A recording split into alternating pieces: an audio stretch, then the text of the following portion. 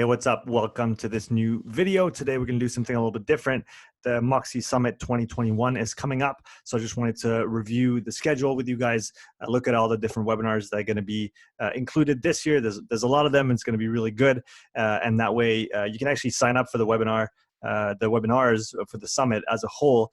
The summit is free this year, and you can just sign up with your email. The link is below in the description. And even if you can't see all the webinars live, you'll get a link to the recordings after the fact. It's going to be a great opportunity to see what's going on in the world of Moxy and applied physiology in general, and hear from some of the leaders in the field as to what they're doing and how they're doing it. So I really recommend that you check this out. I'm just going to share my screen here, and we can get started. So as you see, Moxy Summit Online 2021. It's going to go down Thursday, 16th of September, and Friday, the 17th of September. This is quite well done. They have the start times for both days in all the different time zones that you might be in.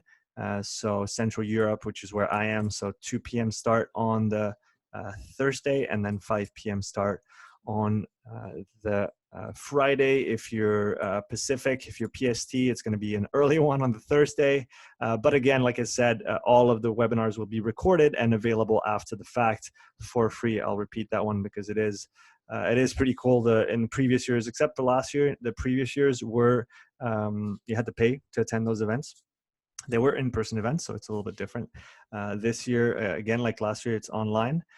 So here we go for the schedule starting on the Thursday, 16th of April, 2021.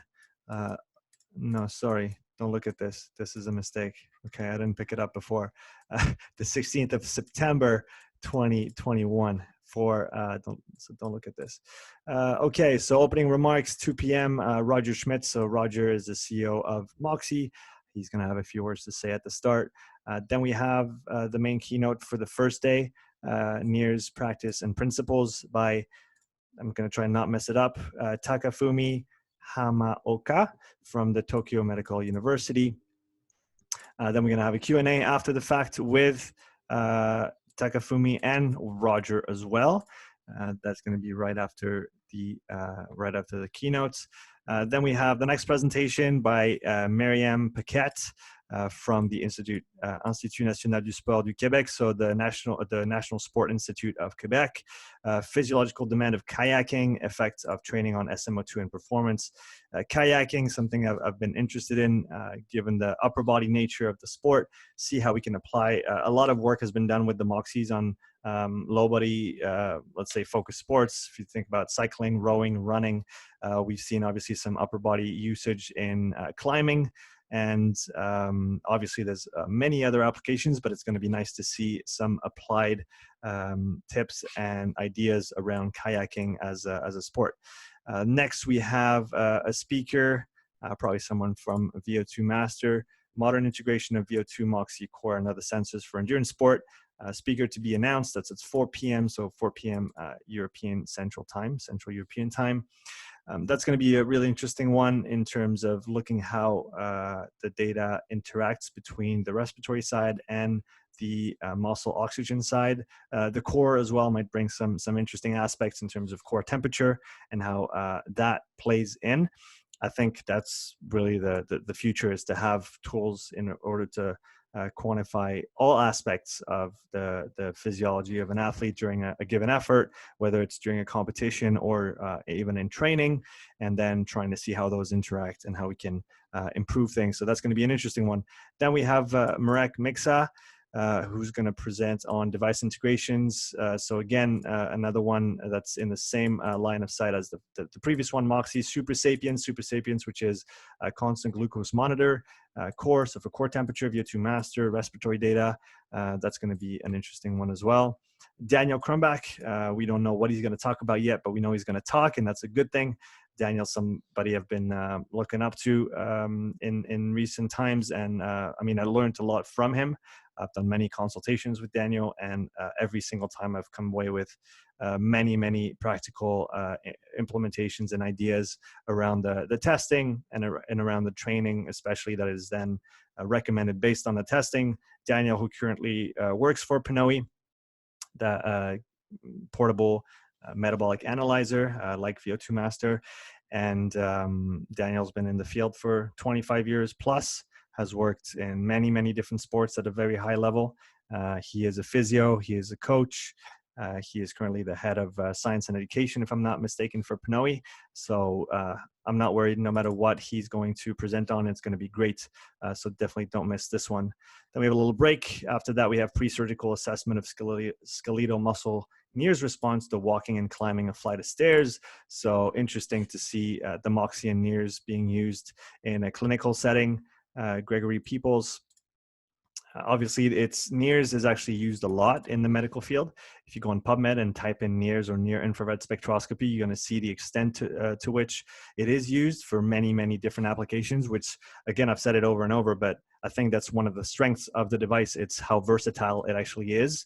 And so just seeing other applications that might be interesting for, beyond performance or in another realm than performance. When we talk about surgery, when we talk about rehab, we talk about, general populations and how that might bring some insights in the process is really interesting.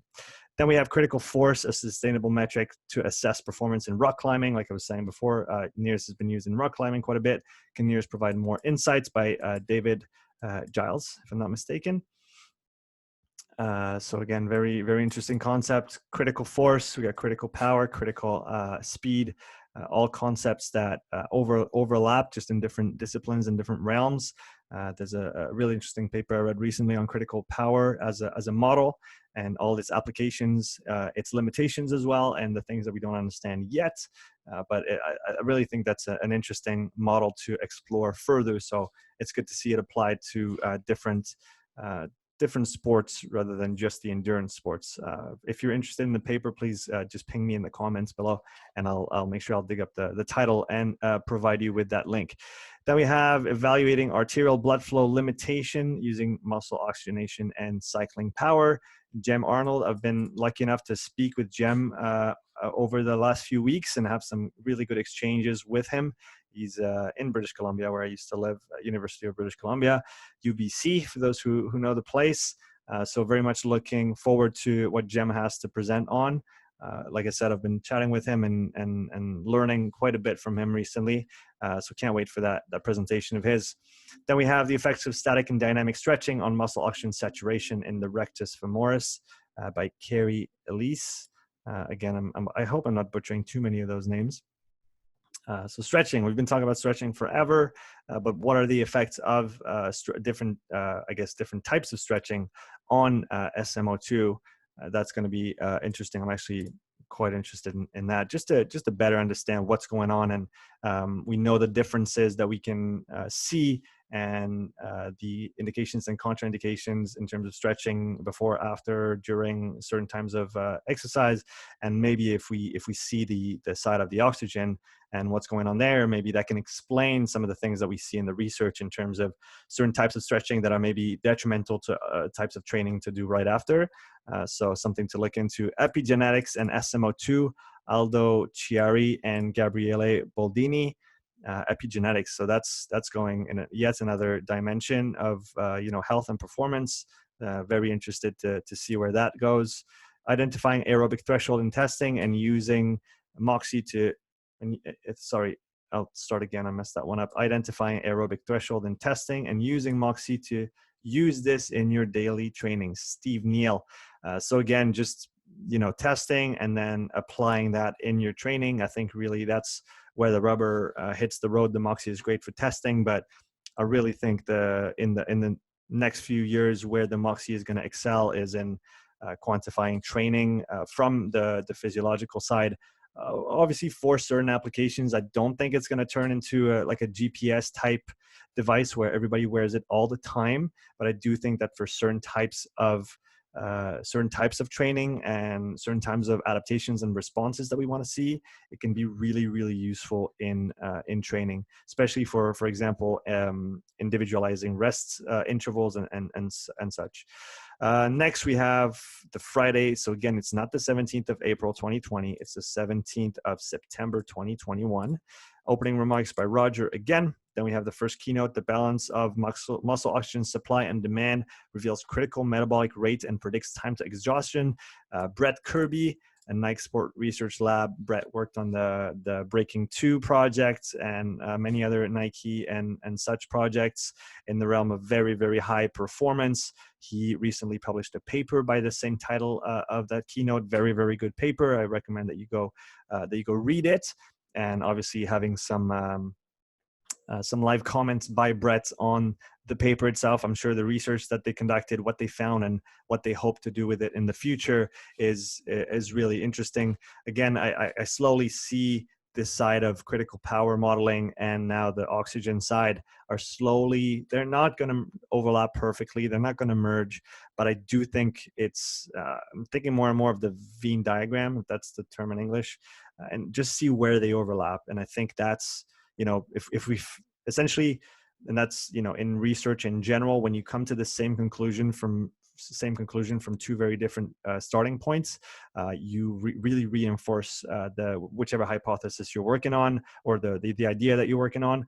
And so I think if we can get to a common ground between the critical power model, which is highly predictive of performance, obviously in cyclical events, and then we have this idea of muscle oxygen on the other side. Where do those overlap, and how can we use this practically to either test or train? I think is fantastically interesting. Fantastically interesting. I don't know if that's actually English, but I'll run with it. Then we have critical force, a suitable metric to assess performance in rock climbing. David Giles. I think that's a repeat from the previous day, so I'm not sure if that was just a mistake. Or if there's going to be a bit of time between those two, I'm not sure. Then we have muscle mass and tissue pathology related influences on predicting time to exhaustion with NIRS. So again, we're in somewhat of the same realm as what Kirby's going to talk about, but now we're talking about muscle mass and tissue pathology. And so again, yet another angle on a similar topic. And again, hopefully reinforce some of the ideas that go in that direction and get, provide some solid ground to work off of. Speaker Evan Picon.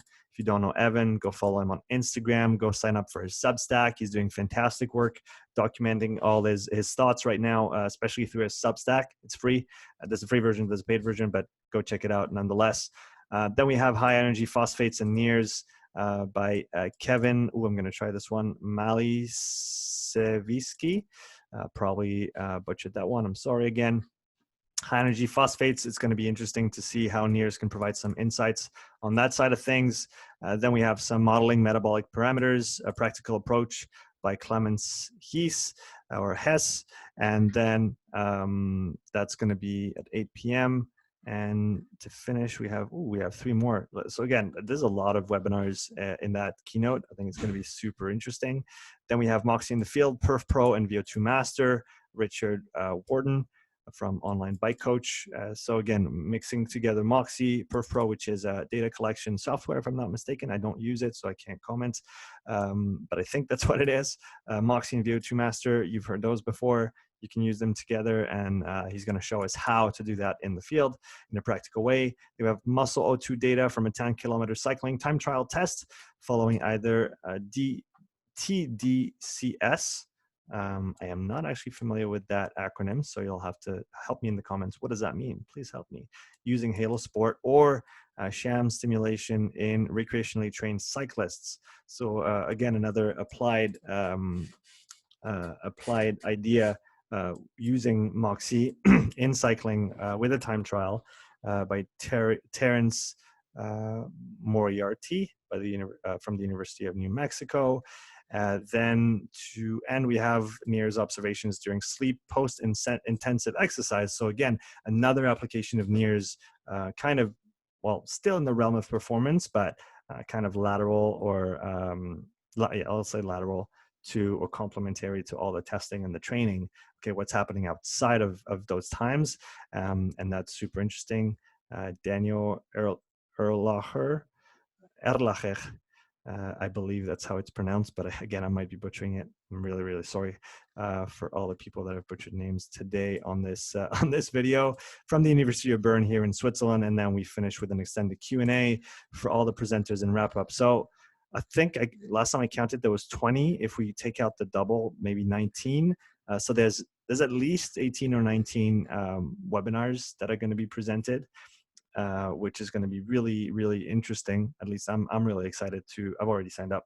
Again, go sign up. The link is in the description of the video. The sign up is free, and even if you can't watch on the day, you'll get the recording. So make sure you sign up using the link.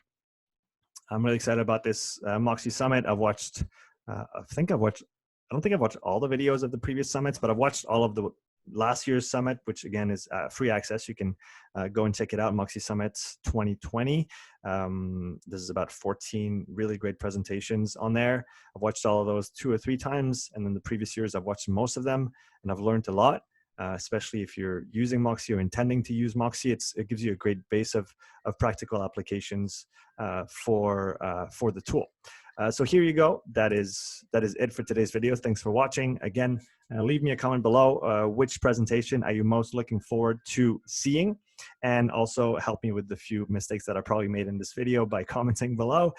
Don't forget to sign up for the free summit. The link is in the description. And I'll see you next time for the next video. Take care.